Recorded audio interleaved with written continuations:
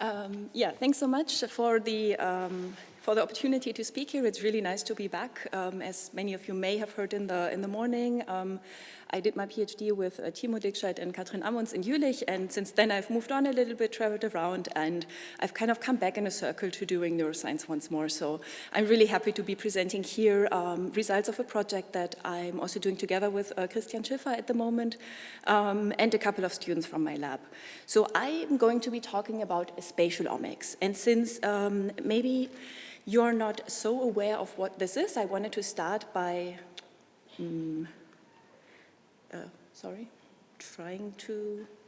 maybe I just click here. Yes, I wanted to start by introducing what are we talking about when we're talking about spatial omics.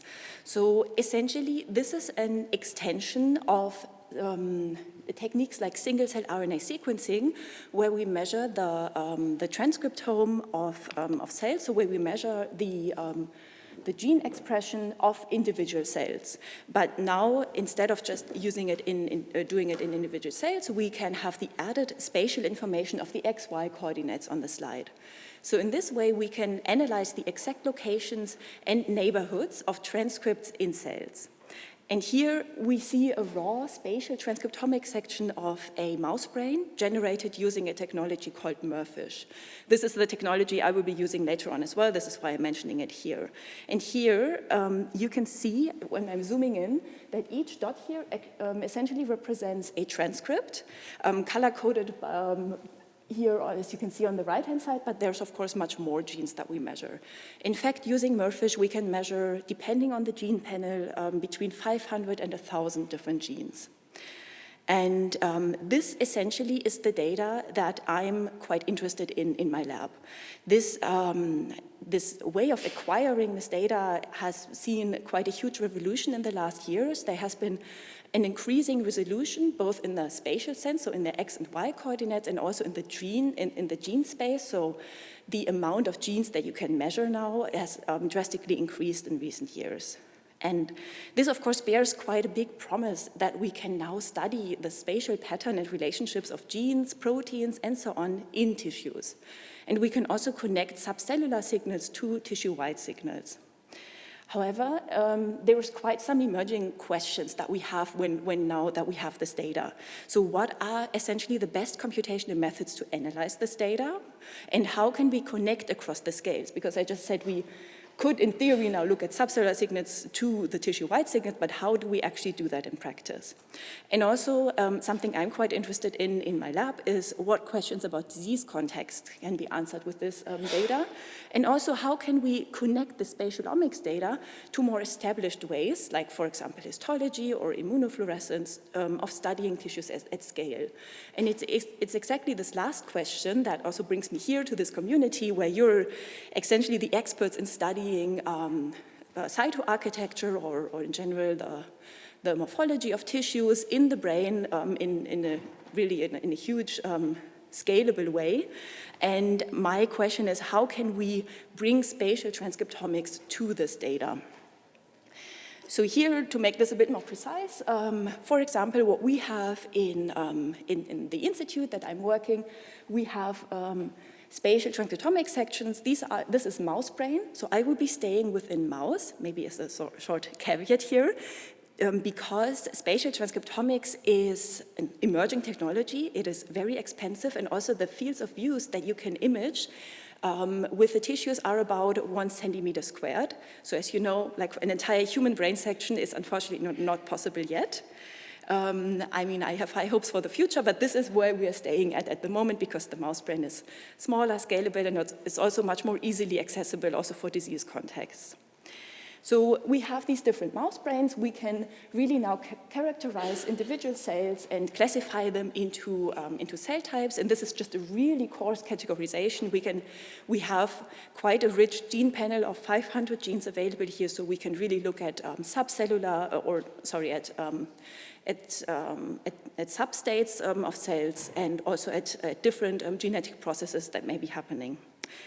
However, now on the other hand, and I think this is what you may be more familiar with, we have these large-scale brain atlases where we have mapped anatomical structures, where we really know very well about the morphology, about different imaging features, as we've heard in the morning as well from Christian and others in Jülich. We have a lot of really rich morphological information, and I'm interested in generating this link. So combining gene expression with the structural and functional brain data. And the idea of how we want to do this is we want to essentially align the spatial transcriptomics data to a reference atlas, so that we can then kind of propagate back information from the reference atlases back to our individual sections by now, for example, here annotating anatomical structures on these sections. But this can go much beyond simple anatomical structures. It can essentially then allow us to leverage everything that we have in the atlases on our individual sections as well. So there have been when we started out with this, we were really wondering, is there any previous approaches with this? And there is a couple of approaches that we could come up with that would be, in theory, more or less suitable. I will discuss why they are not exactly very suitable for us, but that could, in theory, be applied. So one part would be kind of more manual workflows where you select a reference section from your atlas, because you kind of know based on the rough anatomy where you are in the atlas, you select a reference section and then click some landmarks and you can align your section in that way. There's also been some works on automatically identifying planes in a 3D atlas and then registering to it, or even some basic end-to-end models that can predict coordinates directly from your input sections. Now, all of these previous branches of work have the drawback that, I mean, for the manual workflows, obviously there's manual inputs required, which we would like to avoid as much as possible, because that also biases the results in the end. And these other workflows, they are only applicable to be applied to the slicing direction that the atlas was created in. So if you have a coronal atlas, you can only use coronal sections to register to that atlas.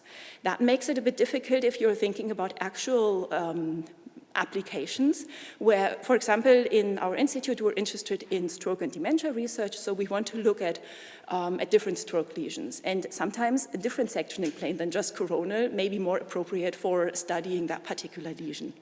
And these approaches are not really applicable for that. Also, if you have strong tears or strong distortions in your data, these registration-based approaches are not very applicable to that. There is another drawback of all of these that I've just presented, which is that they are developed for registering histology or other cytoarchitecture-based stains, and not really spatial transcriptomics. So there has been this work, ST-Align, where they essentially try to convert spatial transcriptomic sections to something that looks like histology, and then apply one of these more standardized registration techniques to it. This works fairly well. This is, initially we thought we can just use that, fine, we solved the problem. Turns out that it works, in our case, in about 50% of the sections, it does work. In the remaining 50% of everything that we have, it fails to align the sections. And this is either sections that have some distortions, but not super strong distortions, so you can still, like visually, you could still align them, but this tool actually fails at that. And kind of 50% success rate is not really does not work for us, because this data is very expensive and precious, and we want to utilize as much as we can of it. In addition, these workflows, they require entire brain sections, which is something when we're thinking of potentially applying whatever we develop here to the human brain, would not be really applicable then, because I can see that the field of view for spatial transcriptomics may be increasing, but I don't see it being at the whole brain level in the next years. So we would like to develop something that can actually utilize less than a whole section to register to an atlas. So this brings me to what we have started to develop here. I'm provisionally calling it Atlas Align, but yeah, I'm happy to any pointers for branding.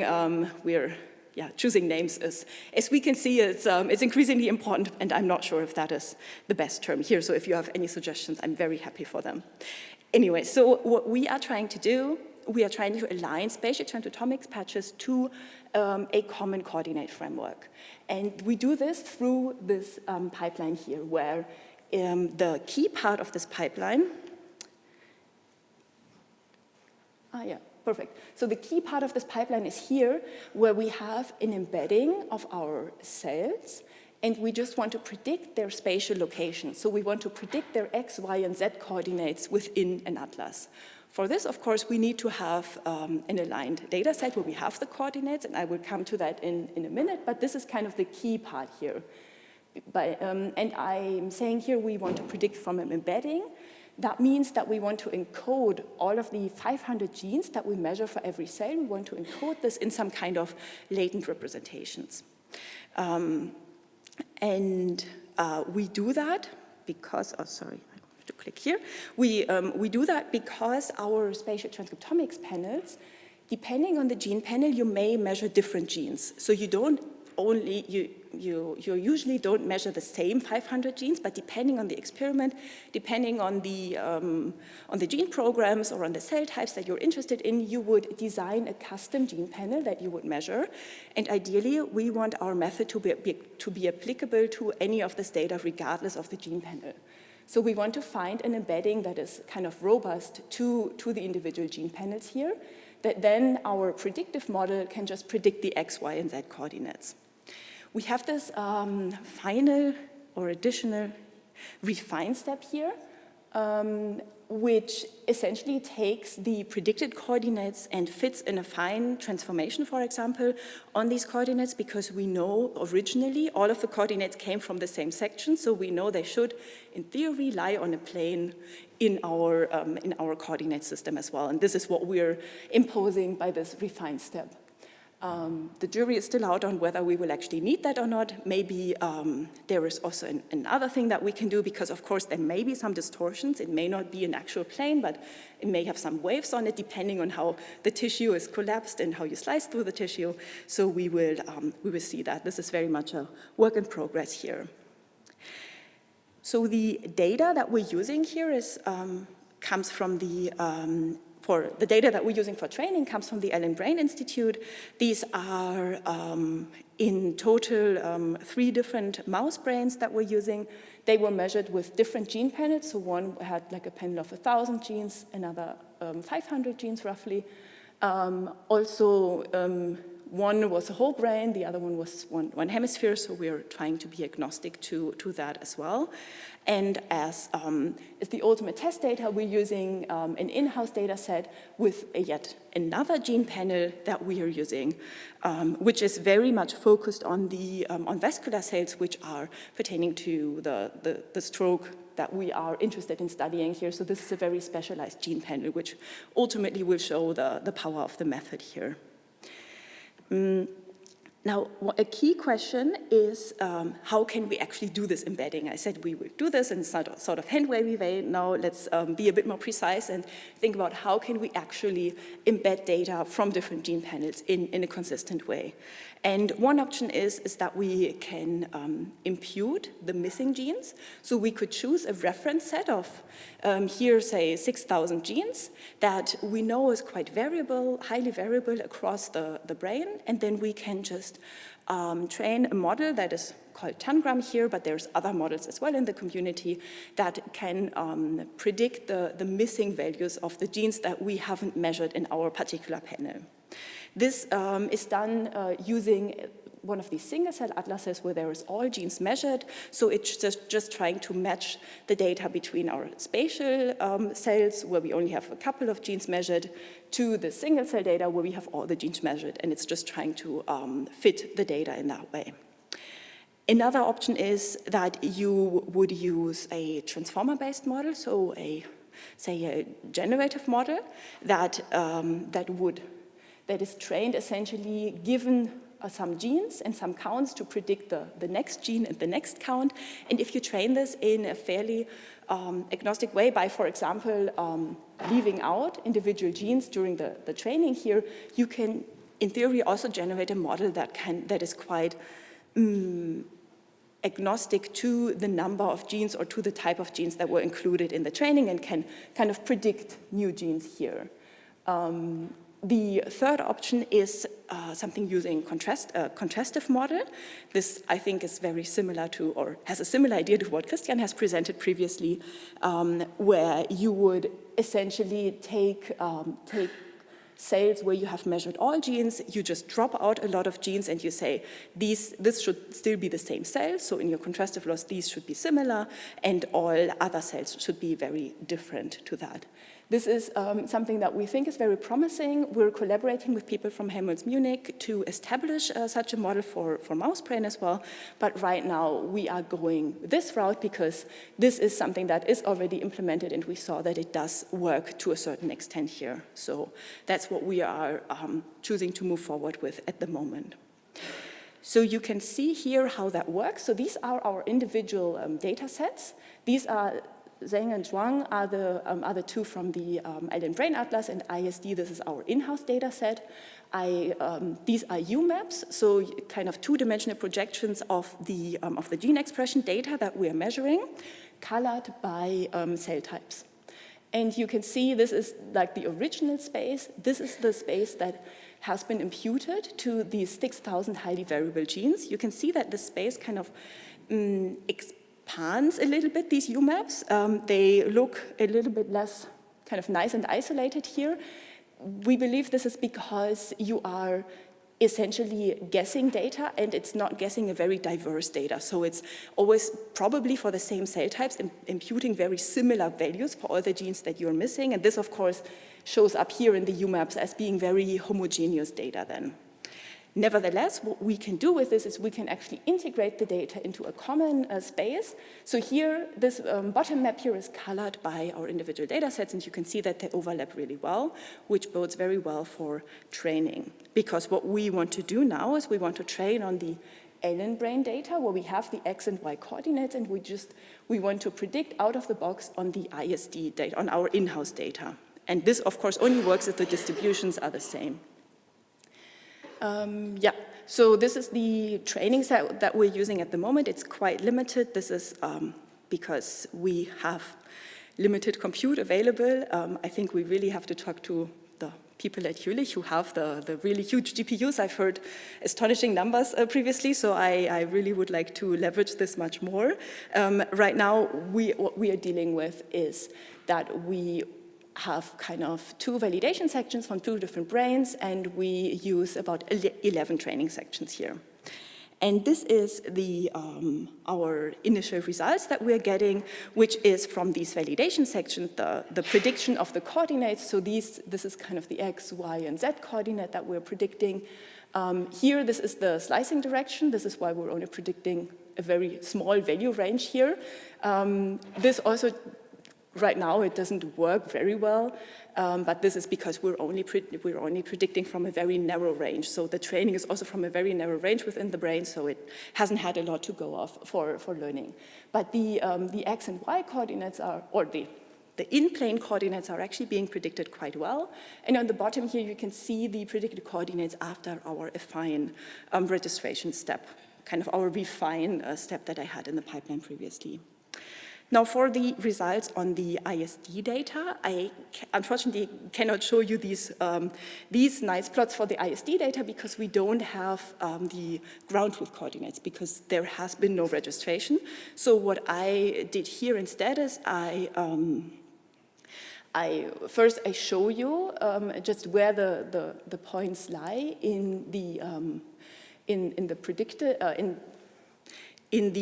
where the predicted points lie in the atlas, and you can see that they still roughly are predicted within a plane, which may or may not be surprising depending on the range of the data that we have trained this on. So I think this is kind of nicely moving forward, but I think in order to fully evaluate this, we have to train on the entire brain and see if we still land in the right direction However, what you can see here, this is the brain area predictions, kind of the ground truth predictions, and then this is this is when we take the coordinates that we predict in the atlas and we look up in the atlas what is the brain area there that was annotated with the atlas. And you can see that at least the areas are in roughly the right location on the slide, and after the fine registration step, it actually looks quite similar to the original section. Now, I would be quite, we still have a lot to improve here. Sorry, I'm about to go rambling off into the direction of what else might be wrong with these predictions, but actually I do think they're quite a nice step, given that we trained on fairly small training data set. The same here for another section, where essentially it's a similar story. I will maybe briefly skip over that.